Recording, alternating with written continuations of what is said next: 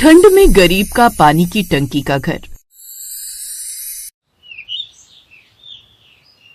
राजू अपने पूरे परिवार के साथ एक बहुत बड़े कबाड़ वाली जगह में खुले आसमान के नीचे रहने को मजबूर होता है। साथ ही उसका पूरा परिवार ठंड के मौसम में थर थर कांप रहा होता है। ऐसे में क्या मजबूरी थी जो इस परिवार को इतनी ठंड में पानी की टंकी में रहना पड़ा? इसे जानने के लिए हमें पीछे जाना होगा। अरे ये क्या साहब, आप हमें घर से क्यों निकाल रहे हैं? हम इतनी ठंड में कहाँ जाएंगे? साहब, हमें कहाँ पता था अगर ऐसा होता तो हम अपना घर कभी नहीं बनाते। ऐसा आपको इस जमीन पर घर बनाने से पहले सोचना चाहिए था। एक तो आपने बिना जांच पड़ताल के डीलर से जमीन खरीद ली और ये जमीन सरकार की है। लेकिन साहब, हम कहाँ जाएंगे? एक एक ईंट जोड़कर हमने एक कमरे का घर बनाया था। ऐसा न करिए साहब। हमें भी ऐसा करते हुए अच्छा नहीं लगता, लेकिन सरकार के ऑर्डर के सामने हम भी कुछ नहीं कर सकते। जिस जमीन पर राजू अपने पूरे परिवार के साथ रहता था वो जमीन सरकार की थी। वहाँ जितने भी और लोगों के मकान बने थे सबको अपना मकान खाली करके जाना पड़ा था। राजू अपने पूरे परिवार के साथ इस कड़कड़ाती ठंड में सड़कों पर इधर से उधर भटक रहा होता है। ओह, मुझे बहुत ठंड लग रही है बेटा। बेटा, मैं तो अब थक भी गई। माँ, मुझे बहुत ठंड लग रही है। ऐसा लग रहा है मुझे बुखार आ जाएगा। अजी, आपके पास कुछ पैसे हैं तो हम एक किराए का कमरा ले लेते हैं। ऐसी ठंड से तो बच जाएंगे। जेब में अगर पैसे होते तो मैं तुम सबको लेकर ऐसे सड़कों पर क्यों घूमता? मेरे पास इस वक्त जेब में बस 20 का फटा नोट है। बताओ मैं क्या करूं, कहाँ लेकर जाऊं? पूरा परिवार चलते चलते बहुत बड़े कबाड़ की तरफ पहुंच जाता है। तभी राजू की नजर एक बहुत बड़ी पुरानी पानी की टंकी पर पड़ती है। वो सबको लेकर पानी की टंकी के पास पहुंच जाता है। आप इस तरह क्यों हम सबको इतनी ठंड में लेकर आ गए? चलिए ना कहीं और चलते हैं। इस तरह यहाँ और देर खड़े रह गए ना तो सबकी कुल्फी जम जाएगी। कहाँ जाएंगे? ऐसी कोई जगह नहीं है, इसीलिए मैं सोच रहा हूँ इस पानी की टंकी में हम सब रहें। कम से कम इस वक्त ठंड में सर छुपाने की जगह तो मिली। क्या इस टंकी के अंदर? लेकिन राजू बेटा, हम सब इस टंकी के अंदर कैसे रहेंगे और इस पे जाएंगे कैसे? ये टंकी इतनी ज्यादा छोटी भी नहीं है। यहाँ कोई तो ऐसी चीज होगी जिससे हम टंकी में जाने का रास्ता बना दें। जब तक घर का जुगाड़ नहीं हो जाता तब तक यहीं रहेंगे। थोड़ी देर में राजू को कबाड़ में ढूंढने पर एक पुरानी आरी मिलती है जिससे वो टंकी के निचले हिस्से को काटकर अंदर जाने का रास्ता बनाता है। फिर पूरा परिवार ठंड से बचने के लिए उसमें जाकर बैठ जाता है। माँ, बहुत भूख लग रही है। इतना चल चल कर मेरी भूख और बढ़ गई। मेरे पास तो इस वक्त पैसे भी नहीं है। रीमा, तुम इन सबका ध्यान रखना, मैं कोई इंतजाम करके आता हूँ। राजू काम की तलाश में बाहर जाता है। थोड़ी देर में उसे एक फैक्ट्री में सामान ढोने का काम मिल जाता है जिससे उसे 300 रुपए मिलते हैं। उनसे वो सबके लिए खाना खरीदता है। बाकी बचे पैसे से वो राशन खरीद लेता है। फिर खाना लेकर घर जाता है। सब वही खाना खा के रात को पानी की टंकी में ही सो जाते हैं। अगले दिन रीमा सुबह उठकर पानी की टंकी के बाहर मिट्टी का चूल्हा बनाती है।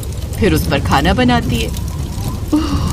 माँ, बाहर तो कितनी ठंड है। आप पानी की टंकी के अंदर खाना क्यों नहीं बना रही हो? अरे बेटा, ये टंकी ईंट पत्थर की नहीं है, ये प्लास्टिक की है। अगर इसमें खाना बनाएंगे तो ये पिघल जाएगी। इसमें हम सिर्फ उठ बैठ सकते हैं। चिंकी अपनी माँ के पास वहीं बैठ जाती है। कुछ दिन तो जैसे तैसे निकल जाते हैं। पूरा परिवार पानी की टंकी के अंदर कुछ दिन तक गुजारा करता रहा। लेकिन जैसे जैसे ठंड बढ़ जाती है पानी की टंकी के अंदर का तापमान भी ठंडा रहता है। मुझे तो लगा था कुछ दिन तो गुजर जाएंगे, लेकिन यहाँ वैसे ही ठंड है जैसे बाहर है। राजू अपने पूरे परिवार को ठंड से कांपता देख बाहर निकल आता है और कबाड़ में से कुछ बड़ी बड़ी पन्नी ढूंढकर उन सबको उड़ाता है। फिर सब उन पन्नियों को ही ओढ़कर रात ऐसे ही काटते। उस टंकी में उन सबको ठीक से जगह नहीं मिलती। वो बस सिकुड़ कर बैठ जाते हैं। अरे चिंटू, अपने पैर उधर करना, मेरे पैर मुड़े मुड़े दर्द कर रहे हैं। हाँ, मैं तो जैसे क्रिकेट खेल रहा हूँ, दिख नहीं रहा मैं सिकुड़ के बैठा हूँ। अरे बच्चों, क्यों लड़ रहे हो? तुम्हें दिख नहीं रहा हम सब किस हालात से गुजर रहे हैं? चुप करके बैठ जाओ। बच्चों पर क्यों भड़क रही हो? इसमें इनकी कोई गलती नहीं, हमारी किस्मत की गलती है इसमें। कितने दिन से नौकरी ढूंढ रहा हूँ, कहीं आसपास ठीक सी नौकरी मिल जाए और तुम सबको यहाँ से लेकर किसी किराए के मकान में ले जाऊं, लेकिन कुछ नहीं हो पा रहा। उल्टा रोज मुश्किल से जो 100 रुपए की दिहाड़ी होती है उससे कुछ नहीं हो पा रहा। इतनी ठंड में पानी की टंकी में रह रहकर पूरा परिवार परेशान हो जाता है। राजू रोज की तरह काम की तलाश में इधर उधर जाता है पर उसे कोई काम नहीं मिलता। वो थककर और परेशान होकर अपने घर लौट रहा होता है, लेकिन तभी देखता है एक आदमी कॉल पर बात कर रहा होता है। उसके हाथ में एक बड़ा सा बैग होता है जो एक बड़ी गाड़ी के साथ वहाँ खड़ा होता है। तभी वहाँ एक चोर आता है और उसका बैग लेकर भाग जाता है। अरे चोर चोर, कोई पकड़ो उसे, मेरा बैग लेकर भाग गया। राजू उसके पीछे भागता है और उसे पकड़कर उससे बैग छीन लेता है। चोर राजू को धक्का मारकर बैग छोड़कर भाग जाता है। अब राजू विनोद को उसका बैग देता है। ये लो सर आपका बैग। बहुत बहुत धन्यवाद। आपको पता है इसमें मेरे बहुत इंपॉर्टेंट पेपर थे। अगर वो चोर बैग लेकर भाग जाता मेरा करोड़ों का नुकसान हो जाता। लेकिन सर अब आपका कोई नुकसान नहीं होगा। आपने मेरी बहुत मदद की, आप बहुत अच्छे इंसान हैं। चलिए इस कड़कड़ाती ठंड में मेरे साथ एक अच्छी सी कॉफी पी लीजिए। यहीं पास में एक बहुत बढ़िया रेस्टोरेंट है, वहाँ चलते हैं। साहब मैं बहुत गरीब इंसान हूँ, मेरी इतनी हैसियत नहीं मैं आपके साथ कॉफी पी लूँ। वैसे भी मेरा परिवार उस पानी की टंकी में मेरा इंतजार कर रहा है। क्या पानी की टंकी का घर? विनोद के सवाल करने पर राजू उसे सारी कहानी बताता है। विनोद को उसकी सारी बातें सुनकर बहुत ही बुरा लगता है। आपके साथ जो हुआ अच्छा नहीं हुआ, पर जो हुआ मैं उसे बदल नहीं सकता। लेकिन आप चाहो तो मैं आपकी मदद कर सकता हूँ। मैं भी एक प्रॉपर्टी डीलर हूँ, मेरे पास बहुत सारे फ्लैट्स और घर हैं। आप उसमें रेंट पर अपने परिवार के साथ रह लो और मुझे थोड़ा थोड़ा किराया भी दे देना। रही बात नौकरी की, आप मेरे साथ ही मेरे काम में मदद कर देना, इससे आपकी इनकम भी हो जाएगी। सही कहा किसी ने, भगवान के घर देर है अंधेर नहीं। क्या सोचकर निकला था, क्या मिला। आपका बहुत बहुत शुक्रिया साहब, मैं आपका एहसान कभी नहीं भूलूंगा। आपने इस वक्त मेरी बहुत मदद की। अरे अरे इसमें एहसान की कोई बात नहीं, जैसे आपने मेरी मदद की वैसे मैंने आपकी। राजू विनोद के साथ उसकी गाड़ी में बैठकर पानी की टंकी के घर के पास जाता है। वहाँ से पूरे परिवार को लेकर गाड़ी में बैठकर विनोद के फ्लैट पर जाते हैं। इस कड़कड़ाती ठंड में पूरा परिवार अच्छे से विनोद के दिए फ्लैट में रहता है। जल्दी राजू भी विनोद के साथ ही काम करने लगता है। धीरे धीरे उनके दिन भी पलट जाते हैं। फिर वो फ्लैट का रेंट भी चुका देता है। अब वो ठीक से अपने दिन काटने लगे।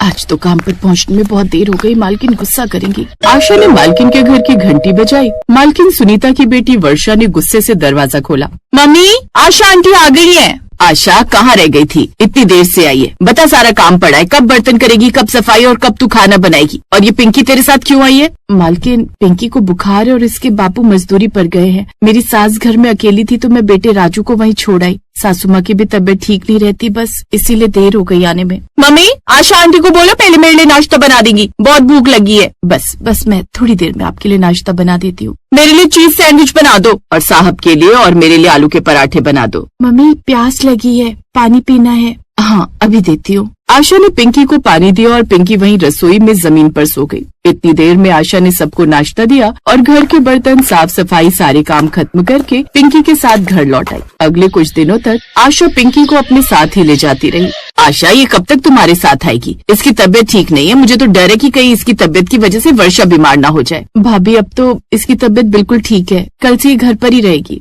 अगले दिन से पिंकी को आशा ने घर पर छोड़ दिया और रोजाना की तरह ही सुबह सुबह काम पर जाने लगी। आशा के पति का मजदूरी का काम छूट गया, इस वजह से घर में पैसों की दिक्कत हो गई। माँ जी बच्चे सुबह से भूखे हैं, घर में खाने को कुछ भी नहीं है। अभी दोनों खेल रहे, मैं काम से थोड़े पैसे एडवांस लेती आऊंगी, फिर कुछ खाने का बना लूंगी। ठीक है बहू, जल्दी लौटना। इतना कहकर आशा काम पर चली गई। काम के बीच में आशा का ध्यान बच्चों की तरफ था। उसे बार बार बच्चों की ही चिंता हो रही थी। पहले तो उसने सोचा कि वो थोड़ी सी ताजी रोटियां छुपाकर अपने बच्चों के लिए ले जाए, पर फिर उसकी ईमानदारी ने उसे ऐसा करने से रोक दिया और उसने रात की बासी रोटियां अपनी साड़ी में लपेट ली। उसको ऐसा करते हुए सुनीता की बेटी वर्षा ने देख लिया। मम्मी, आंटी अपनी साड़ी में कुछ चुरा कर ले जा रही है, मैंने अपनी आंखों से देखा है। क्या? ये तुम क्या कह रही हो? आशा क्या चुरा कर ले जा रही हो? दिखाओ तो, खोलो अपनी साड़ी का पल्ला। मालकिन कुछ भी नहीं है, बस। सुनीता ने आशा का पल्ला झाड़ कर देखा, तभी उसमें से सूखी बासी रोटियां जमीन पर गिर गई। ये क्या है आशा, तुम रोटियां चुरा कर ले जा रही थी? मालकिन मैं रोटियां चुरा कर नहीं ले जा रही थी, सूखी रोटियां गाय को डाल रही थी।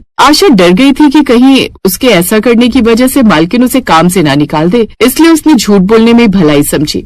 आशा तुम मेरे से एडवांस के कुछ पैसे मांग रही थी, ये लो। सुनीता का पति जैसे ही आशा को पैसे देने लगा, सुनीता ने तुरंत पैसे छीन लिए और गुस्से में आशा को डांटने लगी। खबरदार जो इसे एक भी रुपया एडवांस दिया, जब देखो तब पैसे एडवांस मांगती रहती है। चल जा, अभी कोई पैसे नहीं है। और हाँ, वो मैंने तुझे कहा था ना कि छत से जो पानी की टंकी उतारी है उसे कबाड़ी वाले को बेचती जाना। कितने दिन से बोल रही हो? पैसे लेने तो तुझे याद रहते हैं, पर काम बोलो तो वो तुझे याद नहीं रहता। मालकिन अभी ले जाती हूँ। सुनीता, इतनी बड़ी टंकी अकेली आशा कैसे ले जाएगी? कुछ मजदूर बुला लेते हैं। जब इतने पैसे लेती है तो काम भी अकेले ही करेगी, जैसे मर्जी घसीटते हुए ले जाए। अरे बहुत पैसे लेती है काम के, इतना तो कर ही सकती है। सुनीता ने गरीब आशा पर कोई दया नहीं दिखाई। आशा की आंखों में आंसू थे। वो पानी की टंकी को घसीटते हुए धीरे धीरे कबाड़ी की दुकान तक ले गई, पर दुकान बंद थी। आशा टंकी घर ले आई, पर जैसे ही वो घर पहुंची उसका दिल दहल गया। सारा सामान घर का बाहर फेंका हुआ था और मकान मालिक उसके परिवार को धक्के देकर घर से निकाल रहा।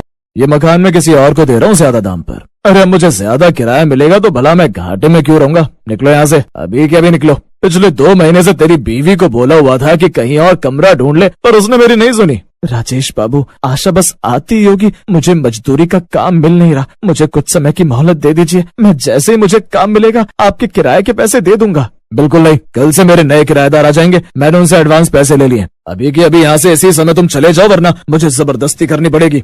नहीं नहीं राजेश भाई साहब, ऐसा मत करो। मैं कल परसों तक आपको किराया दे दूंगी।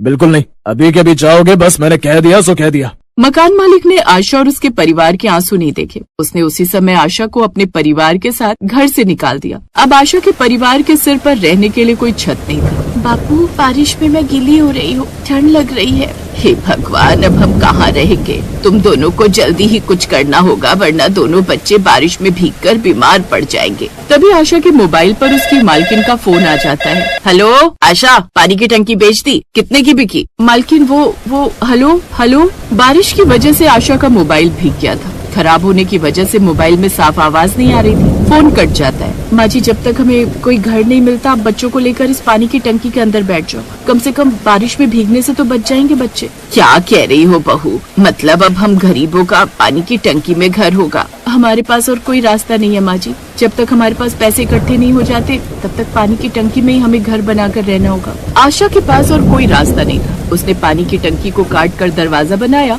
और अंदर बैठने की जगह बनाई। उस रात बहुत बारिश हुई।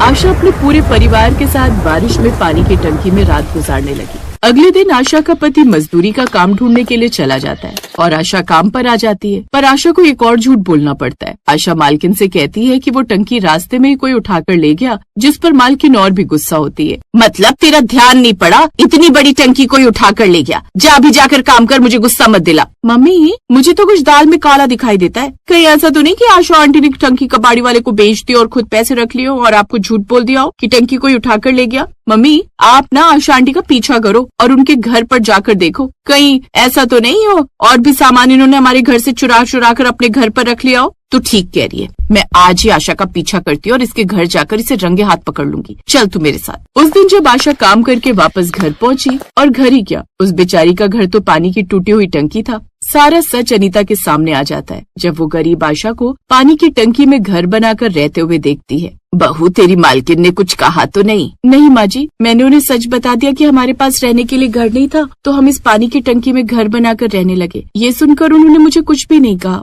बिल्कुल भी नहीं डांटा। बस कुछ दिन की और बात है, जैसे ही पैसे जुड़ेंगे हम नया किराए का घर ढूंढ लेंगे माँ जी। तब तक हमें। आशा की गरीबी देखकर सुनीता की आंखें भर आईं और वो टंकी के अंदर आ गई। आशा, तुम्हें कहीं किराए का घर ढूंढने की जरूरत नहीं है। आशा, मैंने तुम पर शक किया और तुम सच में कितनी मुश्किल में दिन काट रही हो। आज मैंने देख लिया, अब से तुम हमारे घर के पार्किंग एरिया में बने कमरे में रहोगी। चलिए माँ जी।